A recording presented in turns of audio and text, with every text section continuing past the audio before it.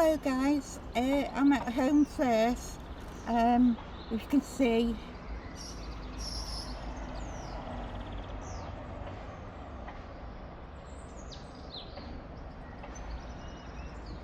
I just walked up quite a lot of lanes to come up here. I'm going to tell you a little bit of history about it. So Holmfirth began as a medieval mill settlement in the Home Valley, grew rapidly with the cloth trade and later became famous for filmmaking Last of the Summer Wine. Its deeper roots stretch back to Anglo-Saxons and Norman influences. The valley before the town, so Holmfirth sits where the river Holme meets the river Ribble. Before any buildings existed, the valley was wooded and steep, part of a medieval hunting forest called Holmfirth, crossed by the old trackways used by travellers carrying salt from Cheshire. Settled by Anglo-Saxons and Norse people, which is why nearby places have names ending in thong, dale and worse. So the shape of the land, steep sides, narrow bottom controlled where people could build. The first building, 1200s to 1500s. It began as a tiny cluster of buildings like a corn mill, a bridge, the river crossing. That's the safest, flattest place in the valley bottom. The earlier houses were simple stone buildings, often with thick walls, stone state roofs, small windows. So the first church was built in 1476, but it was destroyed in the flood. Growth of the town in 1600s to the 1800s.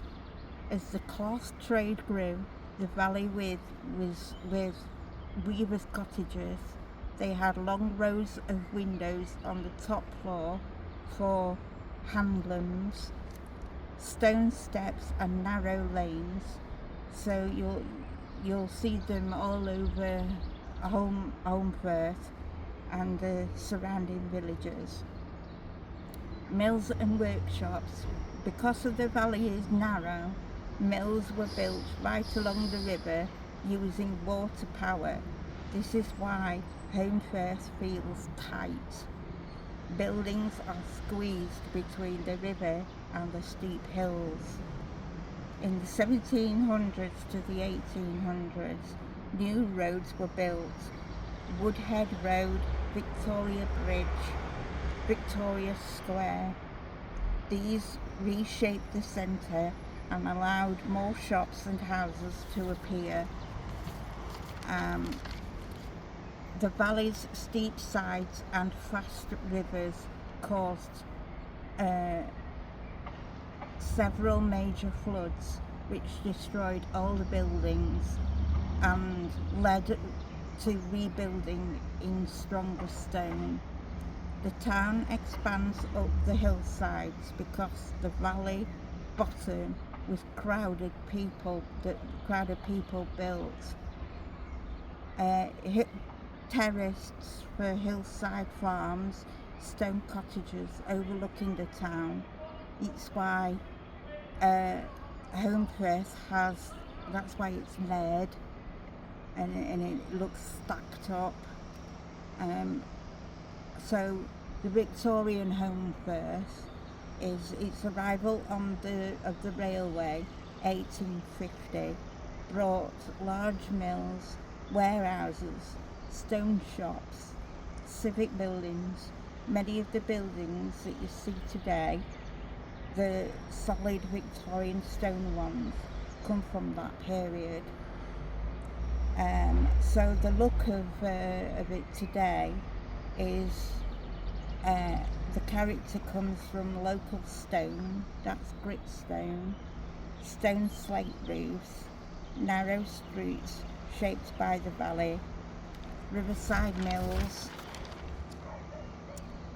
So mid 1800s it was a busy textile town full of stone mills along the river, with rows of windows, shops and public houses. Narrow lanes climbed the hillsides. The railway station bringing goods and visitors.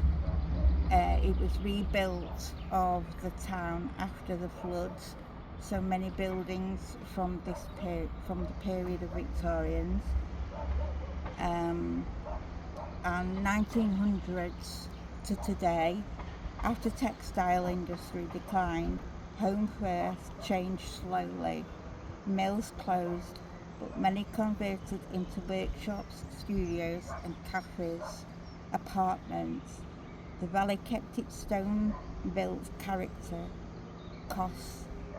New building was limited by the steep hillsides. Roads improved, but Victoria Street layout stayed the same. Rivers were straightened with stone walls after the repeating flood.